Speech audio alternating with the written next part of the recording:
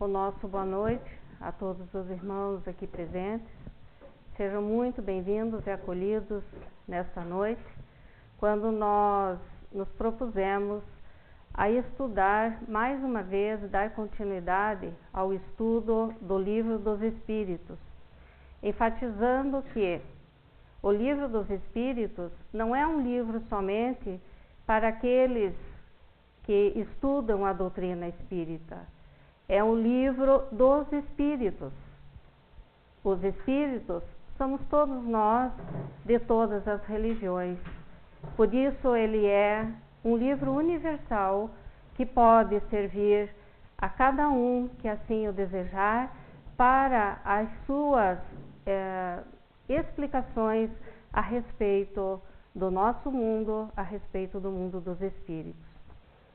O nosso estudo dessa noite se refere à influência dos espíritos nos acontecimentos da vida. São 10 perguntas que Allan Kardec faz aos espíritos, e a primeira questão que Kardec faz nesse estudo, que é na questão 525, Kardec pergunta aos espíritos se os espíritos exercem alguma influência sobre os acontecimentos da vida.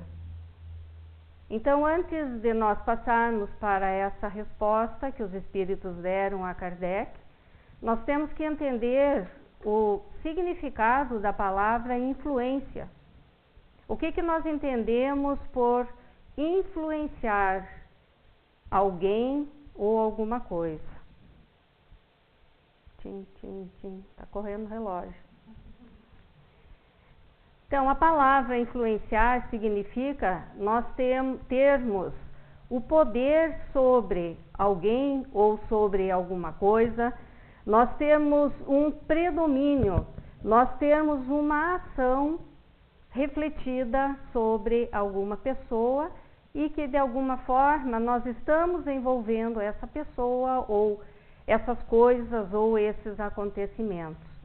Então, os espíritos respondem a Kardec o seguinte, que sim, que os espíritos exercem uma influência sobre os acontecimentos da vida, e a sua influência oculta nas coisas do nosso mundo é muito grande, quer aconselhando-nos diretamente, quer inspirando-nos a fazermos tal coisa, determinadas coisas, com o cuidado de jamais atuarem fora das leis da natureza. Isso é importante nós estarmos atentos sobre o que eu vou falar na sequência, que toda a ação dos espíritos não acontece nada que não esteja previsto dentro das leis naturais. Então, essa assertiva dos espíritos, Allan Kardec, demonstra que na maioria das vezes estamos todos nós encarnados agindo sobre a influência de espíritos, de entidades benévolas ou não, e que se afinam com o nosso modo de pensar, com o nosso modo de ser, com o nosso modo de agir, em várias faixas vibratórias. Naquela faixa em que nós estamos vibrando, que nós estamos pensando, que nós estamos agindo, nós estamos desta mesma forma em contato com esses espíritos, os quais estão em comunicação com o nosso pensamento. Como nós ouvimos já na palestra do nosso amigo Luiz Maurício no domingo passado, que ele se referiu à comunidade espiritual. Nós somos, revisando aquilo que ele já abordou, hoje nós somos mais ou menos 7 bilhões e 200 milhões de espíritos encarnados. Em contrapartida, há mais ou menos 21 bilhões de espíritos desencarnados. Então, se nós formos fazer rapidamente uma conta matemática, vai dar mais ou menos 3 espíritos e pouco para cada um de nós. Então, vocês vejam que chique que nós estamos. Nós temos um personal espírito para cada um de nós. Acho muito chique isso, né? A gente ser assim, se achar o tal de nós, nos acharmos que temos a proteção, tomara que sim, né, de 3 espíritos mais ou menos para cada um de nós.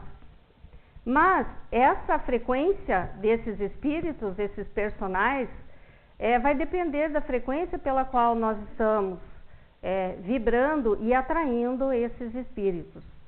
Então, isso não deve nos causar admiração de maneira nenhuma, por se nós analisarmos a questão sobre o aspecto puramente terrestre, nós chegaremos à conclusão de que nós vivemos permanentemente em sintonia com as pessoas que nos rodeiam, sejam familiares, sejam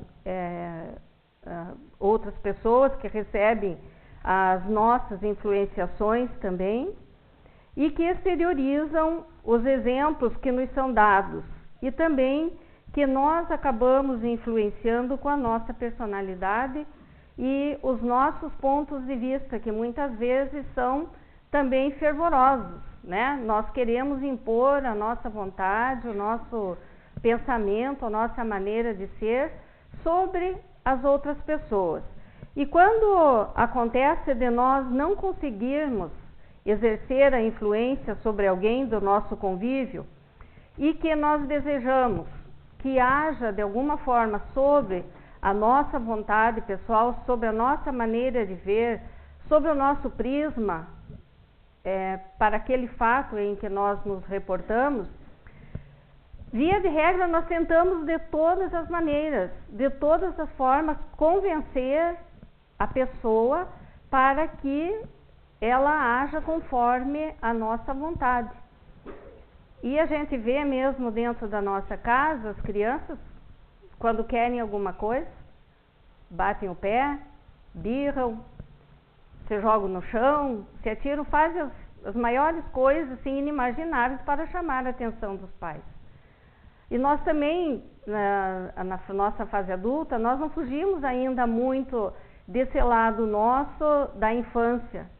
Porque quando nós desejamos alguma coisa, muitas vezes nós não pensamos muito nas consequências, se nós vamos agradar ou desagradar tal pessoa. Nós queremos reforçar o nosso ego, a nossa vontade. E muitas vezes nós nos damos muito mal por causa disso. Então, se acontece conosco, que somos simples viventes, né? É perfeitamente cabível que isso possa acontecer também no plano espiritual. E já que são eles os seres humanos desencarnados, né? Ou seja, que já foram como nós e agora se encontram no plano espiritual, e pelo simples fato de nós estarmos habitando o plano espiritual, nós impregnamos o nosso perispírito com todas as nossas dificuldades, com todos os nossos defeitos, com todos os nossos erros e com todas o nosso conhecimento, a nossa sabedoria e tudo aquilo de bom que nós fizemos aqui nessa presente encarnação, e que ao partirmos para o plano espiritual nós levamos toda essa carga de conhecimento que nós obtivemos aqui no plano terreno e que continua fazendo parte então dessa personalidade espiritual. E assim nós vamos encontrar desde a atuação benéfica no plano espiritual, através dos benfeitores espirituais, de uma equipe muito bonita que nos assessora diuturnamente quando são requisitados através do nosso pensamento, bem como aqueles outros espíritos menos evoluídos, aqueles ainda que estão estagiando no mal e se beneficiam com esse mal e que agem também sobre nós quando nós assim o permitirmos através do nosso pensamento e da nossa sintonia mental. Portanto, a resposta que os espíritos deram a Kardec nos dá uma noção exata desse intercâmbio existente entre o plano espiritual e o plano material, o plano físico. E que esse contato, essa comunicação pode ser ela inconsciente ou não, mas de qualquer modo é uma comunicação real e constante para nós. Então, os homens imaginam, nós, né, imaginamos erradamente, erroneamente, que cabe somente aos espíritos manifestar a sua presença por meio de fenômenos extraordinários. E nós supomos, então, dotados de recursos miraculosos, como uma varinha, né, de fazer plim-plim, e as coisas acontecem num passe de mágica. E obviamente que isso é um grande equívoco. Por nós muitas vezes não termos o conhecimento da doutrina espírita, não termos o estudo necessário para nós podermos entender exatamente como se processa essa comunicação com o plano espiritual e eles conosco, vice-versa, nós muitas vezes, ou na grande maioria, nós fazemos um grande equívoco a respeito dessa situação. Então, essa influência oculta nas coisas do nosso mundo é, no entanto, muito grande e quer aconselhando-nos diretamente, quer inspirando-nos a nós fazermos tal ou tal coisa, com o cuidado de jamais atuarem fora das leis da natureza. Como eu já falei lá no princípio, qualquer atuação, né, espiritual está dentro das leis da natureza. Então nós tomemos como exemplo um fato que ocorreu, se eu não me engano, semana passada ou retrasada, no Rio Grande do Sul, onde estava chovendo muito lá numa cidade, e de repente começaram raios, né, a cair, e em poucos segundos um raio atingiu uma casa, e dentro dessa casa estava um rapaz de mais ou menos 32 anos, se eu não me engano, e esse raio veio atingir esse jovem dentro da sua casa. Então nós vamos pensar, será que esse raio caiu exatamente naquela casa porque aquele jovem estava ali naquele momento?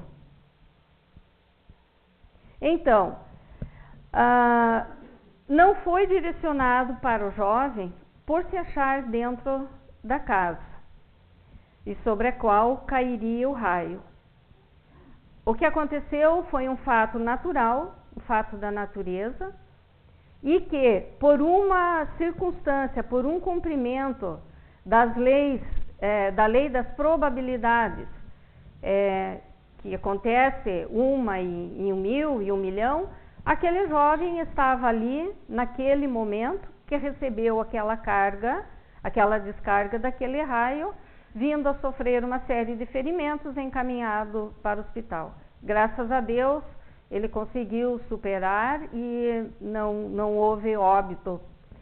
Então, frequentemente, pessoas morrem vitimadas por balas perdidas em tiroteio entre policiais e bandidos e tudo mais.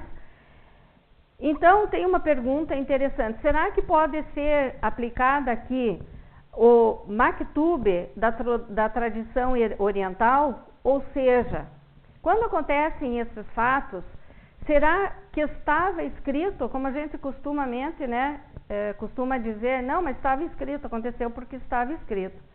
A única coisa que está escrito no plano divino é que nós morreremos um dia. Isso ninguém pode escapar. Ou alguém pretende ficar para semente, né? Não sei. Eu pretendo lá continuar, né, evoluindo no plano espiritual. Só se eu venho depois aí fazer visagem, né, puxar a perna de alguém, aí daí é diferente. Então, eu mesmo não sedar, então, com essas circunstâncias determinantes, ou seja, nós morreremos um dia, mas as causas, os fatos, por que cada um vem a desencarnar, não é determinante. Por quê? Ninguém nasce predestinado a ser assassinado, a morrer assassinado e que também alguém cumpra semelhante sina aqui na Terra, né, de vir perecer por uma bala perdida, por um raio, por uma chuva torrencial, enfim, as circunstâncias determinantes são variadas. O certo é que um dia nós todos morreremos. Porque a Terra ainda é um planeta de provas e expiações. Nós ainda estamos estagiando nesse momento em que nós ainda estamos vivendo essas influenciações da nossa existência corporal, ou ainda nós estamos com débitos de encarnações pretéritas. E isso significa que nós somos ainda espíritos muito comprometidos com o plano espiritual, com a nossa própria evolução espiritual. E que justificam de qualquer tipo de sofrimento ou morte que nós venhamos a enfrentar como parte da nossa contingência evolutiva, sem que tenha ocorrido um planejamento das potestades celestiais nesse particular. Porque o nosso planeta, mais do que uma morada, gente, ele é uma escola para nós. Se nós ainda não entendemos esse particular de que nós estamos frequentando novamente essa escola, é porque nós ainda não fizemos a lição. Nós temos que completar a nossa lição para que a gente não venha ainda mais uma encarnação, ou quantas forem necessárias ainda nós habitarmos nesse planeta de provas e expiações, nós fazendo com que a gente venha ainda a sofrer as nossas próprias consequências dos nossos atos e da nossa invigilância espiritual.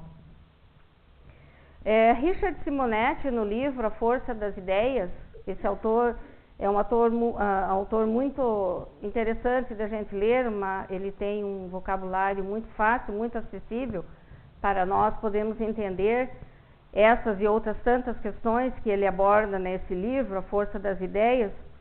Ele nos diz que tem dificuldade para imaginar Deus a executar sumariamente os seus filhos, como se a morte em tais circunstâncias fosse irrecorrível castigo divino. Se o indivíduo alvejado não tem que perecer desse modo, o Espírito bondoso lhe inspirará a ideia de se desviar de alguma forma, de algum jeito, e então poderá ofuscar aquele que empunha a arma, de sorte a fazê-lo apontar mal, porquanto, uma vez disparada a arma, o projétil segue a linha que tem que percorrer. O nosso destino é imutável. O nosso destino imutável é a perfeição. Nós estamos fadados à perfeição. Então, o nosso objetivo de todos nós é nós chegarmos à nossa perfeição espiritual. Mas como nós ainda estamos muito longe dessa perfeição, e no atual estágio, sujeito a todas esse tipo de contingências e que nós estamos sofrendo nesse mundo, onde com o exercício do nosso livre-arbítrio, pessoas podem interferir no planejamento existencial de seus semelhantes, e aqui são vários exemplos, né, que nós podemos recorrer, desde as coisas até mais violentas, né? A mulher assassinada pelo marido ciumento, a população dizimada numa cidade bombardeada, a vítima de um assaltante que não lhe poupa a vida, e tantas outras pessoas que morrem por cruel, calculada e violenta iniciativa alheia. Nós não tínhamos que morrer assim. Então, Kardec pergunta aos espíritos, na questão 530, eu fui fazendo um resumo para, se nós fôssemos falar aqui as 10 questões, nós íamos sair meia-noite daqui com certeza, né? Então, nessa pergunta 530, Allan Kardec pergunta assim: não podem os espíritos levianos e zombeteiros criar pequenos embaraços à realização dos nossos projetos e transtornar as nossas previsões? Serão eles, numa palavra, os causadores do que chamamos de pequenas misérias da vida humana?